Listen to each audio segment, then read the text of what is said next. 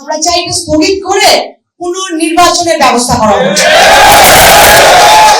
আমরা কিন্তু রাস্তায় আন্দোলনে যাই নাই এখনো, এটা প্রমাণ করে আমরা সাংঘর্ষিক কিছু করতে চাই না। ভোটের আগের দিন 11ই ফেব্রুয়ারি তারিখ গভীর রাতে দাঁড়িপাল্লা প্রতীকের প্রার্থী বিভিন্ন কেন্দ্রে গিয়ে প্রিসাইডিং অফিসারদের সাথে আর্থিক লেনদেন ও ভোটারদের মাঝে অর্থ বিতরণ করেছেন বলে অভিযোগ রয়েছে, যার ভিডিও প্রমাণ বিভিন্ন নিউজ ফুটেজ সেই দিন রাতেই পাবলিশ করা হয়েছিল, গণমাধ্যমেও এসেছে এবং এগুলো আমাদের কাছেও আছে, আপনাদেরকে প্রোভাইড করা হবে। ত্রয়োদশ জাতীয় সংসদ নির্বাচনে প্রশাসনের অসহযোগিতা ও কারচুপি যে জায়গাটায় ছিল, আমাদের নির্বাচনের সংসদীয় আসন 187 ঢাকা 14-তে আমি আপনাদের সামনে আজকে উপস্থিত হয়েছি। আজ বিগত দিনের গতকালকের সময়ে ঘটে যাওয়া সংগঠিত বিভিন্ন অনিয়ম, প্রশাসনের অসহযোগিতা এবং ভোটের যে কারচুপির অভিযোগ সেইটাকে তুলে ধরার জন্য অন্তত ঢাকা 14 আসনে আমরা আশা করেছিলাম একটা অবাধ সুষ্ঠু নিরপেক্ষ পরিবেশ দিতে পারবো, কিন্তু বাস্তব চিত্র ছিল এটা থেকে ভিন্ন। নির্বাচন চলাকালীন ও ফলাফল প্রক্রিয়ায় একাধিক অনিয়মের ঘটনা ঘটে, যা পুরো প্রক্রিয়াকে এখন প্রশ্নবিদ্ধ করেছে এবং ঢাকা 14 আসনের এই অভিযোগগুলো, নিম্নোক্ত অভিযোগগুলো আসলে উল্লেখযোগ্য। যেমন বহু ভোটারকে কেন্দ্রে গিয়ে ভোট প্রদান থেকে বিরত রাখতে বাধা দেওয়া হয়েছে এবং বিভিন্নভাবে ভয় ভীতি প্রদর্শন করা হয়েছে। অনেকগুলো কেন্দ্রে ভোট গণনার সময় কারচুপির অভিযোগ পাওয়া গেছে। পোলিং এজেন্টদের কাছ থেকে ভোট গণনার পূর্বেই ফলাফল শিটে স্বাক্ষর নেওয়া হয়েছে, যা সুস্পষ্টভাবে নির্বাচন বিধিমালার পরিপন্থী। প্রশাসনের নিরপেক্ষ ভূমিকা প্রত্যাশিত থাকলেও বাস্তবে একাংশের অসহযোগিতা ও পক্ষপাতমূলক আচরণের অভিযোগ রয়েছে। ভোটের আগের দিন 11ই ফেব্রুয়ারি তারিখ গভীর রাতে দাঁড়িপাল্লা প্রতীকের প্রার্থী বিভিন্ন কেন্দ্রে গিয়ে প্রিসাইডিং অফিসারদের সাথে আর্থিক লেনদেন ও ভোটারদের মাঝে অর্থ বিতরণ করেছেন বলে অভিযোগ রয়েছে, যার ভিডিও প্রমাণ বিভিন্ন নিউজ ফুটেজ সেই দিন রাতেই পাবলিশ করা হয়েছিল, গণমাধ্যমেও এসেছে এবং এগুলো আমাদের কাছেও আছে, আপনাদেরকে প্রোভাইড করা হবে। পোলিং এজেন্টদের স্বাক্ষর ছাড়া রেজাল্ট শিট প্রকাশ করা হয়েছে,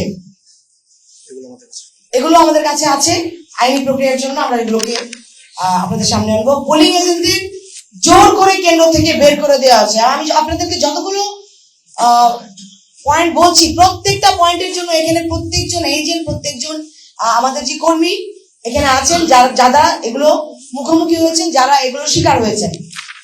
ফলাফল প্রদানে অযৌক্তিক গড়িমসি বিলম্ব করা হয়েছে। বিগত রাত 12টা মাঝরাত পর্যন্ত জানানো হয়নি কোন কেন্দ্রের কত নাম্বার ভোট, কোনোভাবেই একদম চুপ রাখা হয়েছিল। ঢাকা 14 আসনের কোনো ফল প্রকাশ হচ্ছিল না।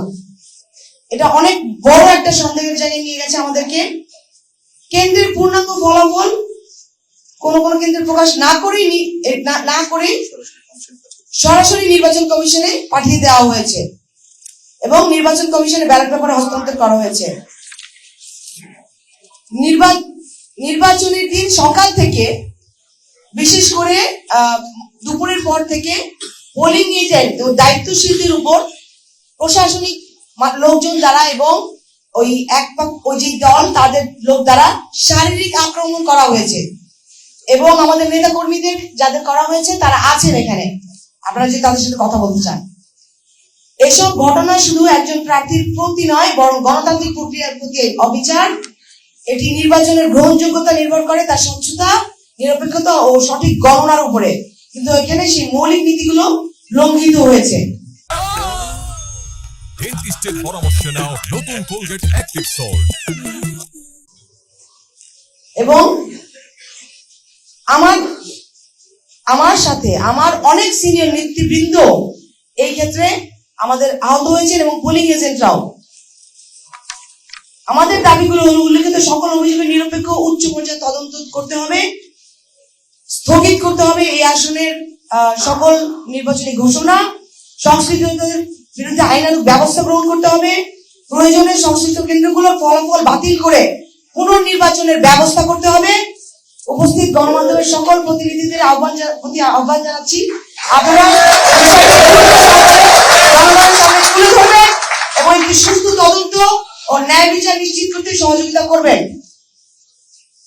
অনেক ফলাফল শিটে অনেক কেন্দ্রের বেশি কম দেখানো হয়েছে এবং আমাদের জানাবাদ থেকে শুরু করে আমি আপনাদের কাছে কেন্দ্রের নামগুলো দিচ্ছি না, সকল বিস্তারিত আমাদের কাছে আছে। এইটা আমরা আশা করিনি। আজকে দাঁড়িয়ে এত সুন্দর একটা পরিবেশে আমরা আমাদের নির্বাচনটা করতে চেয়েছি।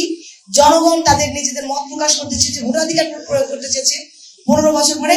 শুধুমাত্র ঢাকা 14 আসনে এই ব্যাপক অনিয়ম, এই ব্যাপক দুর্নীতি আমাদেরকে প্রশ্নের মুখোমুখি করছে। আমরা এটার জন্য নির্বাচন কমিশন প্রশাসনের অবশ্যই এখনই ইমিডিয়েট পদক্ষেপ গ্রহণ করতে তাদেরকে আহ্বান জানাচ্ছি এবং আমাদের ঢাকা 14 জনতা এটা মানবে না এবং যতক্ষণ পর্যন্ত না এর ব্যবস্থা করা হচ্ছে ততক্ষণ পর্যন্ত আমরা আমাদের দাবি জারি রাখবো। প্রথমে তো আপনাকে স্থগিত করতে হবে, তারপরে পুনর্নির্বাচন করতে হবে।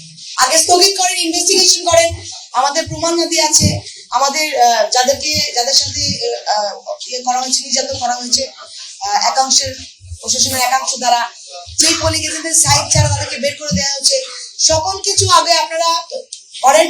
আমরা ইসিকে গতকালকে বাংলা কলেজ মাঠে অ্যাসিস্ট্যান্ট রিটার্নিং অফিসারের কাছে আমাদের দপ্তরের দায়িত্বে রাজ্জাক ভাই অলরেডি কালকে আবেদন দিয়েছেন এবং স্থগিতের জন্য উনি বলে এসেছেন গত রাতে এবং ইসিকে আমরা আবার দিচ্ছি আজকে।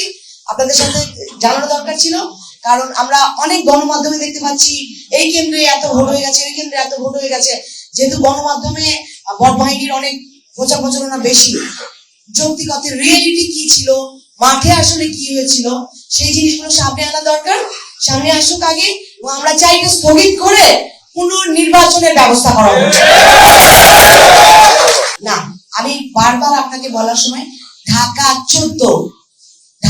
14 যেখানে জামাতের একটা বড় অংশ যারা ভোটের আগের দিন রাত থেকে বিভিন্ন কেন্দ্রে টাকার বিনিময়ে কাজ করতে শুরু করে দিয়েছিল, স্পেসিফিক্যালি সেটা নিয়ে কথা বলছি আপনার সাথে। দ্বিতীয়ত আপনি যেটা বললেন শক্তি প্রয়োগ বলতে, আমি বলেছি প্রশাসনের একাংশ, আমার এমন কোন কেন্দ্রের বাইরে ভলান্টিয়ার নাই যাদের মারা হয় নাই, ওখানে যে ভয়ঙ্কর অবস্থার সৃষ্টি করা হয় নাই যেখানে পাবলিক যে নির্বিঘ্নে ভোটটা দিতে পারে। আমি আপনাকে আমার কেন্দ্রের এমন কেউ নাই, আপনাকে এখন দাগ যখন দেখাতে পারবে তারা যে বাড়ি খেয়েছে। আর আপনি আমার যেটা বললেন আমার সংগঠনের অর্গানাইজেশনের মানুষজন তারা নিয়মের মধ্যে ছিল দেখে কিন্তু কালকে আপনারা কোনো বিশৃঙ্খলা দেখতে পান নাই। এগুলোর বিচার করতো, তারা নিজেদের হাতে নিত, তাহলে একটা অরাজক পরিস্থিতি শিকার হতো যেটা পায়তারা আসলে ওই পক্ষটা করতেছিল। আপনারা বিগত দিনের বিভিন্ন সংবাদ ফুটেজ গুলো যদি দেখেন, কালকের ইলেকশনের কল্যাণপুর গার্লস স্কুলের লাইভ সেশনটা যদি আপনারা দেখেন, প্রত্যেকটা লিঙ্ক আপনাদের সাথে শেয়ার করে দেওয়া হবে। এগুলো যদি দেখেন, আমি একটা নাম বললাম, জানাবাদ থেকে আমাদের পোলিং এজেন্টকে না সাইন করে বের করে দেওয়া হয়েছে। এরকম আমাদের অসংখ্য অগণিত কেন্দ্রে এগুলো হয়েছে। আমাদের সাংগঠনিক ভাবে আমার মূল দল অঙ্গ সংগঠন প্রত্যেকটা কর্মী নেতৃবৃন্দ আজকেও আপনাদের সামনে বসে আমরা আপনাদের কাছে দাবি জানাচ্ছি, আমরা কিন্তু রাস্তায় আন্দোলনে যাই নাই এখনো। এটা প্রমাণ করে আমরা সাংঘর্ষিক কিছু করতে চাই না। ন্যায্য যে